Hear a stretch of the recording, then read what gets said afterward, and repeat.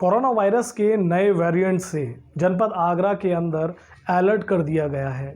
जिला प्रशासन ने अंतर्राष्ट्रीय यात्रियों पर भी निगाह रखने की बात कही है। वहीं कोरोना वायरस से बचाव के लिए अब दोबारा से गाइडलाइनों का बनना शुरू हो गया है।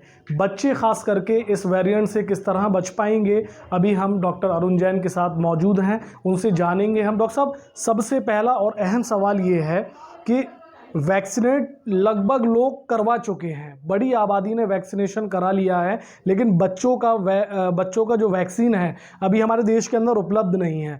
तो आप क्या कहेंगे, बच्चों को किस तरीके से सेफ किया जाए? नए नए वेरिएंट समय समय पर आते रहेंगे।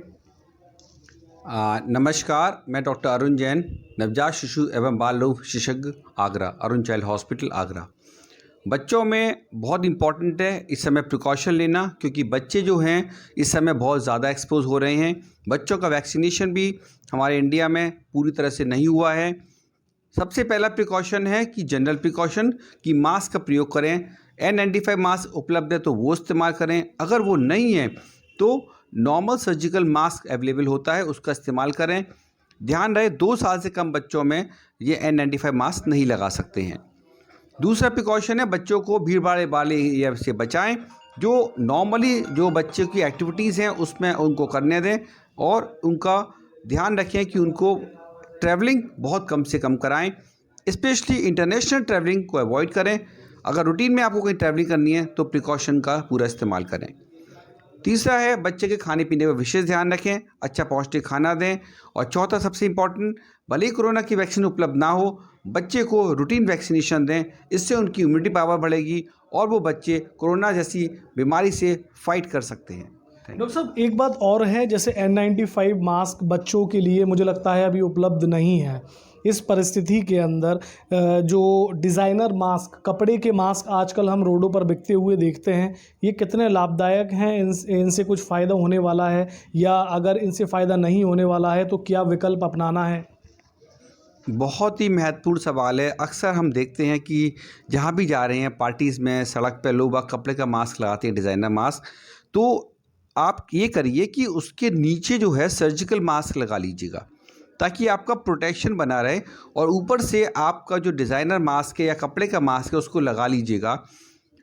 और जो नीचे जो सर्जिकल मास्क है उसको दोबारा इस्तेमाल ना करें। कपड़े का भी जो मास्क है उसको समय समय पे उसको वॉश करते रहें और उसको चेंज करते रहें, क्योंकि जो आपके ड्रॉपलेट्स हैं वो जमा हो जाते हैं, उनको सूखने में 3-4 दिन लगते हैं।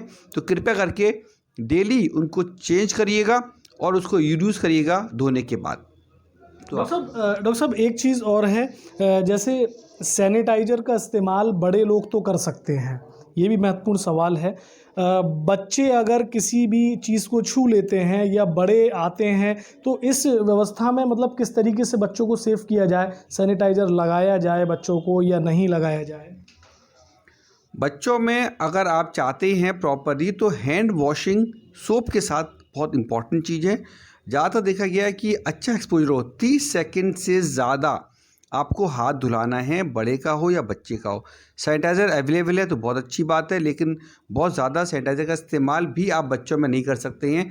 तो साबुन से, सिंपल सोप, कोई भी साबुन हो, उससे आप बच्चे को हाथ धुलाइएगा। लेकिन ध्यान रहे कम से कम 30 सेकंड तक उसको रगड़ना होता है, तभी इन्फेक्शन जाएगा।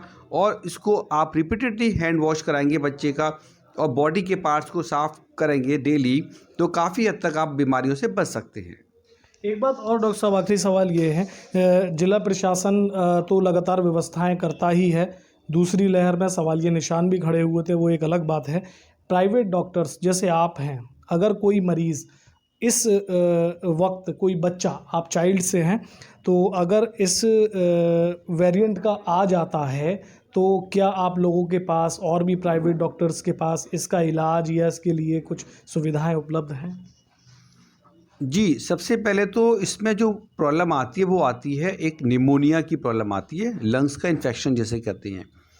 उसमें भी आपको जो नॉर्मल ट्रीटमेंट है निमोनिया का उसको मेंटेन करना है, जैसे कि ऑक्सीजन लेवल को मेंटेन करना है, बच्चे का हाइड्रेशन इंप्रूव करना है, और जो निमोनिया के जो सिम्टम्स एंड साइंस उसके बेसिस पे उसको ट्रीटमेंट देना है।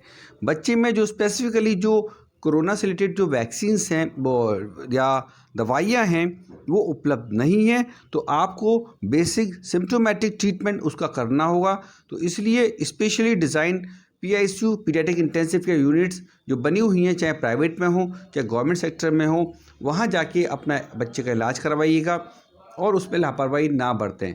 बच्चे को बहुत ज़्यादा निमोनिया है, खांसी जुकाम है, तो कृपया करके उसकी टेस्टिंग करा के उस बच्चे का उचित इलाज लें। तो यकीन मानिए 90 to 95% बच्चे जनरल ट्रीटमेंट से ठीक हो जाती हैं और बहुत ही कम लेस देन 1% में उनको वेंटिलेटर या बहुत ही स्पेसिफिक ट्रीटमेंट की आवश्यकता पड़ती है।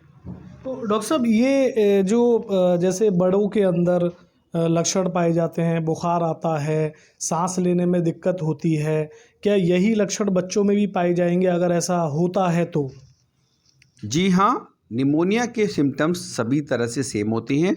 उसमें खांसी, जुखाम, बुखार, सांस फूलना, ऑक्सीजन लेवल गिर जाना, ये एक कॉमन प्रॉब्लम्स हैं। साथ में फेफड़ों में पानी भर जाना, सांस लेने में बहुत ज़्यादा दम घुटना, ये कॉमन सिम्टम्स हैं। शरीर का नीलापन भी आ जाता है अगर ऑक्सीजन का लेवल बहुत कम है। तो इसलिए जो सिम्प्टोमेटिक ट्रीटमेंट है वो सबको देना पड़ेगा। प्रोटोकॉल सेम रहते हैं, बस उसका डोजेस का फ़र्क होता है। बच्चे में एक वेट के हिसाब से उसका डोज चलता है। तो ये ट्रीटमेंट नहीं होना चाहिए कि बड़े का जो ट्रीटमेंट है बच्चे को आधा ट्रीटमेंट दे दिया जाए, ऐसा नहीं होता।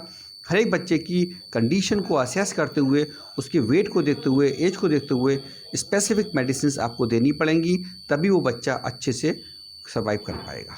डॉक्टर साहब एक सवाल और, जैसे बच्चे छोटा होता है, बहुत सारे छोटे बच्चे बता नहीं पाते हैं, तो अगर ऐसा कुछ होता है तो क्या एक्टिविटीज़ रहती हैं, बच्चों का व्यवहार कैसा रहता है जिससे पेरेंट्स पहचान लें कि ये लक्षण इसके अंदर नज़र आ रहे हैं? ये बहुत ही महत्वपूर्ण सवाल है। अक्सर माँ बाप को पता ही नहीं होता कि हमारा बच्चा सीरियस है, उन्हें बहुत देर में पता लगता है। सबसे पहले इम्पॉर्टेंट है कि बच्चे को बुखार, खांसी, जुकाम है, आप एक बार तो आपको नज़रअंदाज नहीं करना है। लेकिन डेंजर साइन क्या है? अगर बच्चा सुस्त हो गया है, दूध नहीं पी रहा है, खाना नहीं खा रहा है, उसकी एक्टिविटीज़ जो नॉर्मली हैं वो कम हो गई हैं, या बच्चे की जो सांस लेने की गति है वो बहुत तेज़ हो जाए, यहाँ पर जो होता है गड्ढा होता है, बच्चा तेज़ी से सांस लेता है तो यहाँ पर छाती पे गड्ढा पड़ जाता है, उसके नथुने जो हैं फूल जाते हैं, वो कराहता है आह आह आह, इस तरह की आवाज़ अगर ये आती है तो समझ जाएं कि आपके बच्चे की कंडीशन बहुत सीरियस है, उसको तुरंत अच्छा इलाज चाहने की ज़रूरत है। ठीक, देखा आपने पूरे विस्तार के साथ ये जो नए नए वेरिएंट कोरोना के आते रहेंगे और आ रहे हैं, इस पर हमने डॉक्टर अरुण जैन से विस्तार से पूरी बीमारी के बारे में, इसके लक्षण, इसका बचाव, इसमें आगे क्या करना है, पेरेंट्स को बच्चों के प्रति क्या व्यवहार अपनाना है, आपको बताया है हमने। कैमरामैन आसिफ हुसैन के साथ राशिद हुसैन, आगरा।